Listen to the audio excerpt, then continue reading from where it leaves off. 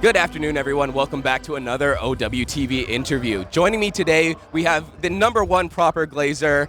It's Averil. How are you doing, Averil? I'll take that title proudly, Stuck proud in there, by the way, because I'm also number one proud glazer, also number one leave glazer.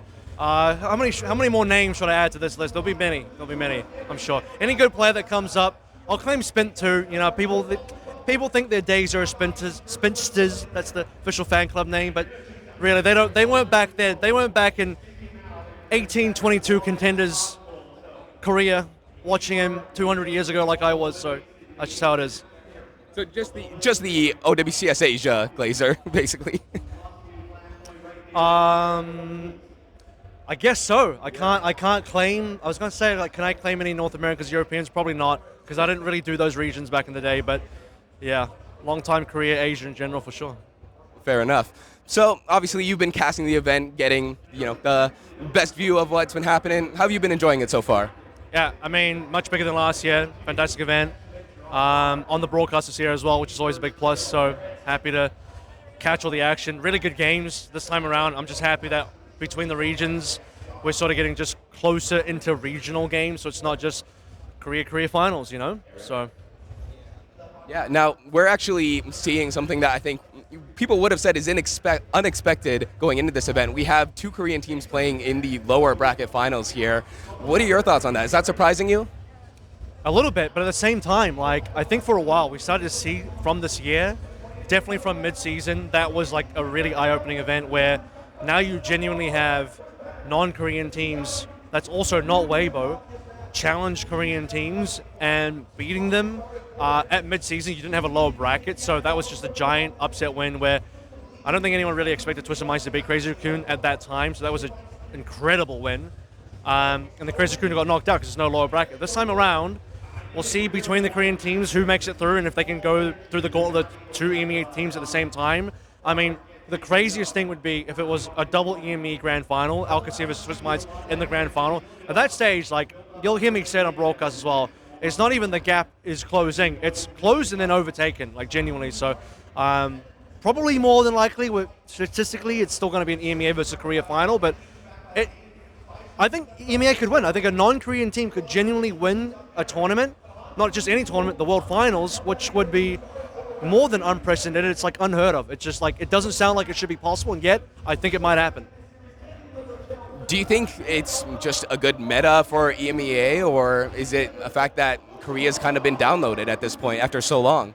I think it's at least somewhat of a good-ish meta, but it's not such an incredibly good meta for EMEA that other teams can't catch up, because you remember, mid-season, Falcons played Brawl, they played Sim, they can play very similar style, and they 4-0'd Alcacer. So it's it's not like Koreans can't play these comps. The only thing that's a little weak is that we don't have a lot of a Ball or Winston, so we don't have the very strong main tank dive. But even then, again, that's no excuse for Falcons. They haven't been relying on that anyway. You could say that's a bit of a nerf to Crazy Raccoon.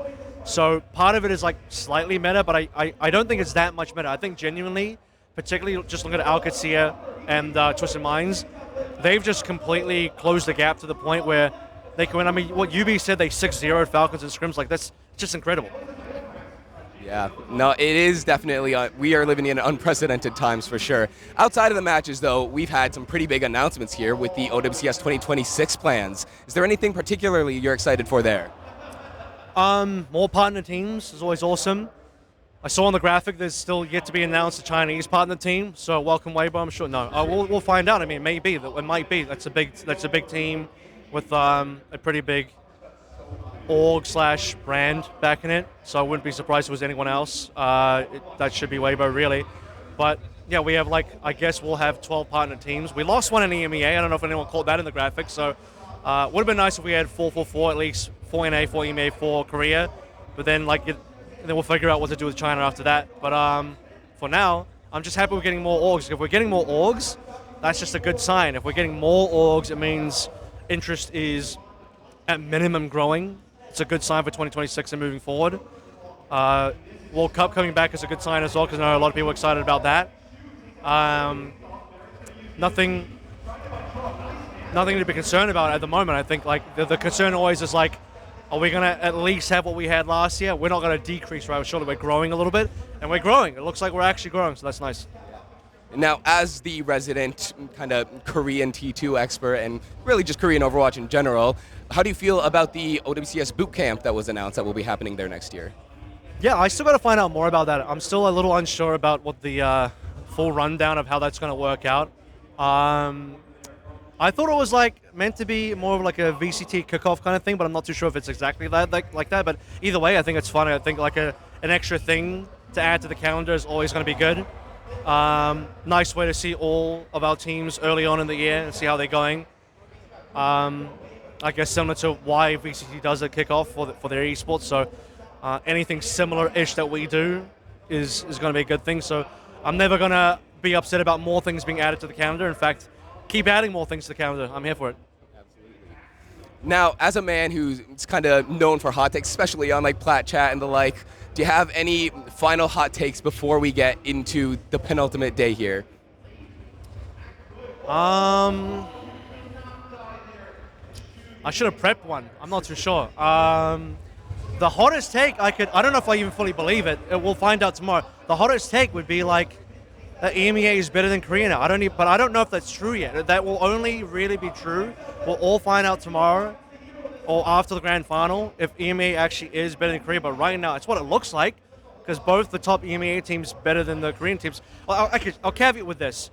I shouldn't say the entirety of EMEA is better. It's those two teams. It's Twisted and Alcacer. They're better.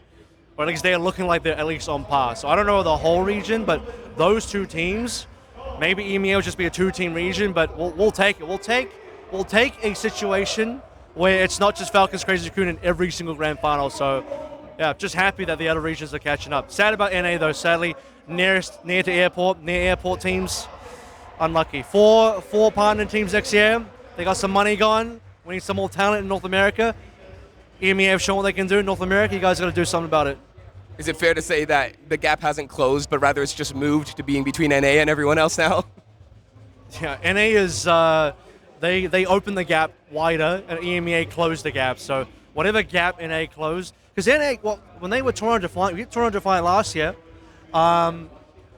they had what? A second at EWC, third at World Finals. Can't remember how they did in the first LAN, but yeah, like that's an insanely good result, at least for them. I think the rest of NA still hadn't caught up yet, but in 2 years for non-Koreans to catch up to the Koreans like this is like unreal. All right, well, Averil, thank you so much for sharing your thoughts with us today. Been a pleasure talking with you, and we're looking forward to hearing you cast the rest of the event. Thanks so much. All right, this has been Overwatch TV with another interview. Make sure you follow us so you can catch whenever the next one comes out. Thank you all for watching, and we'll see you next time.